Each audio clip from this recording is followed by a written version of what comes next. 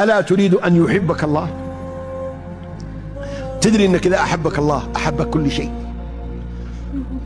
يلقي الله لك الحب في السماء وينادي جبريل، الله يقول يا جبريل إني أحب فلان فأحببه، وهو في الأرض، فيقول جبريل للملائكة يا ملائكة الله إن الله يحب فلان فأحبوه، فيحبه من في السماء، ثم يلقى له الحب والقبول في الأرض، كل الأرض تحبه. ليش؟ الله أحبه. تبغى يحبك ربي؟ هذا العمل، ركعتين بعد صلاة العشاء، وركعتين قبل الفجر قبل الفريضة، وأربع قبل الظهر، وثنتين بعد المغرب. كم صارت؟ 12 ركعة. فيها كلفة ذي؟ لا والله ما فيها كلفة، وتنال بها محبة الله عز وجل. يا سامع الحصاة في قرارة الغدير، أبعد عني الهم وكثرة التفكير.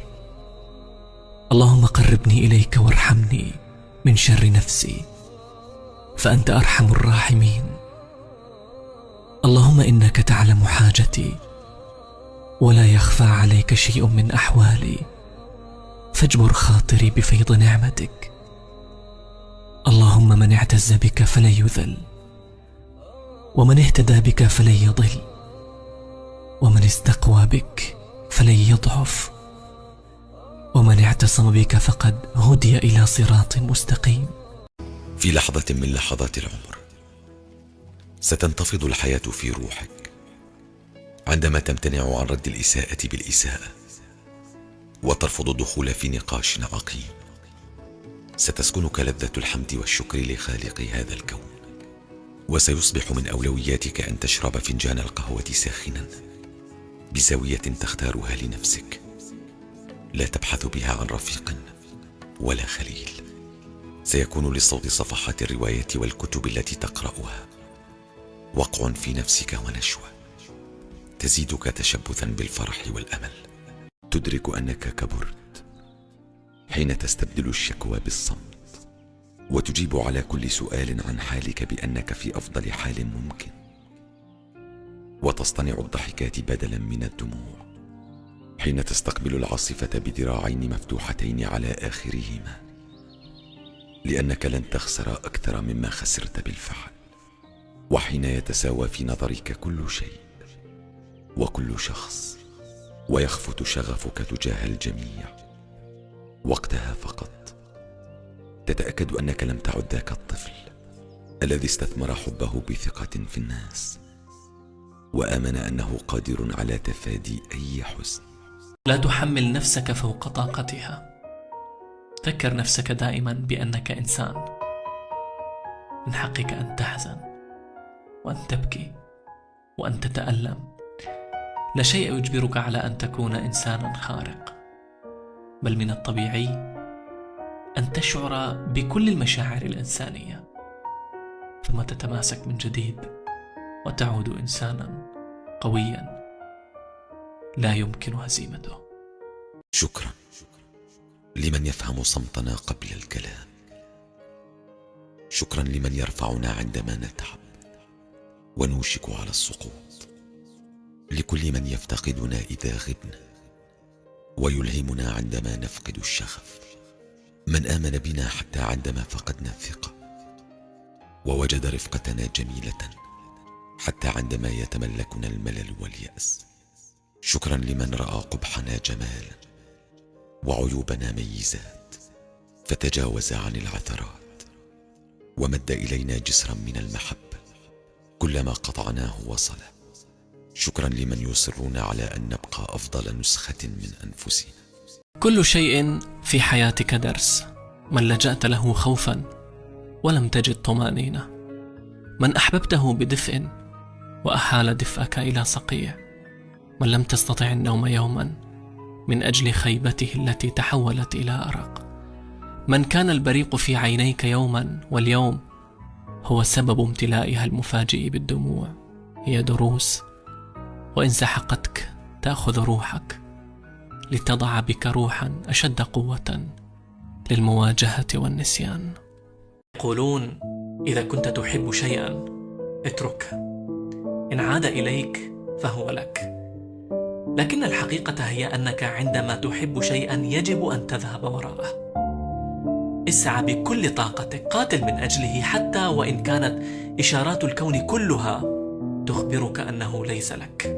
عندما تحب شيئا تمسك به، كن حذرا. سيكون هناك أيام سيئة ومتعبة ستعتقد بها أن الاستسلام هو الخيار الأفضل، لكن إياك أن تفعل ذلك، لأنه عندما تصل إلى تلك الأيام فأنت في الحقيقة قاب قوسين أو أدنى من وصولك إلى هدفك. لا تخجلوا من لحظات ضعفكم فهي صادقة. لا أحد يمكنه أن يظل واقفا يقاوم ويقاتل دائما. حتى الشجر يرهقها الوقوف في وجه الريح، فتنهار أوراقها ورقة ورقة، لكن يظل قلبها أخضر لتزهر من جديد.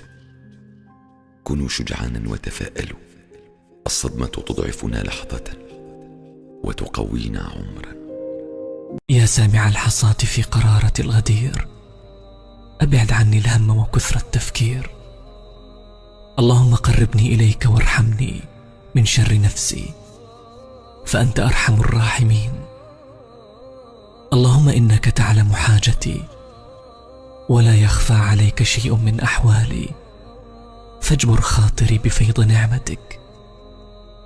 اللهم من اعتز بك فلن يذل، ومن اهتدى بك فلن يضل، ومن استقوى بك فلن يضعف، ومن اعتصم بك فقد هدي إلى صراط مستقيم.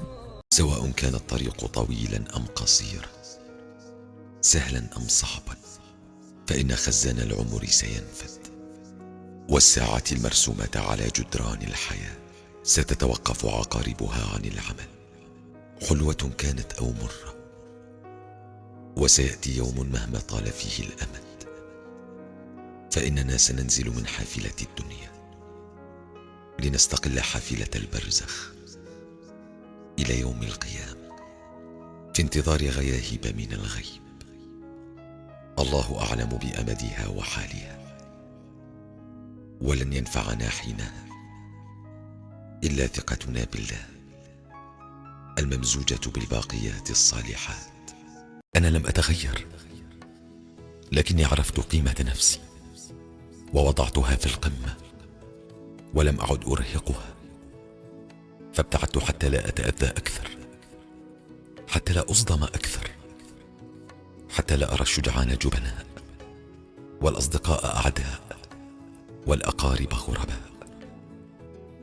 أنا لم أتغير ولم أشأ العزلة يوما، لكني رفضت العتب وترفعت عن الجدال، ووفرت طاقتي لما يستحق أكثر. هناك مواقف تحتاج أن نصمت وكأننا لم نفهم، أو نتجاهل كأننا لم نرى.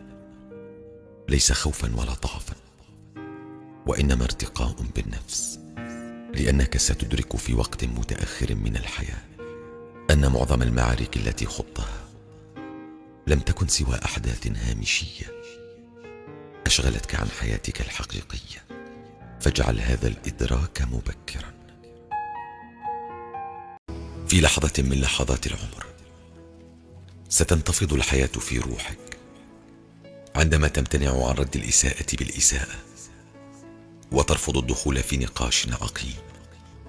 ستسكنك لذة الحمد والشكر لخالق هذا الكون، وسيصبح من أولوياتك أن تشرب فنجان القهوة ساخنا بزاوية تختارها لنفسك، لا تبحث بها عن رفيق ولا خليل.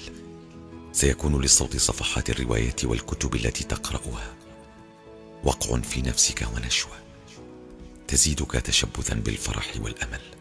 تدرك أنك كبرت حين تستبدل الشكوى بالصمت، وتجيب على كل سؤال عن حالك بأنك في أفضل حال ممكن، وتصطنع الضحكات بدلا من الدموع حين تستقبل العاصفة بذراعين مفتوحتين على آخرهما، لأنك لن تخسر أكثر مما خسرت بالفعل.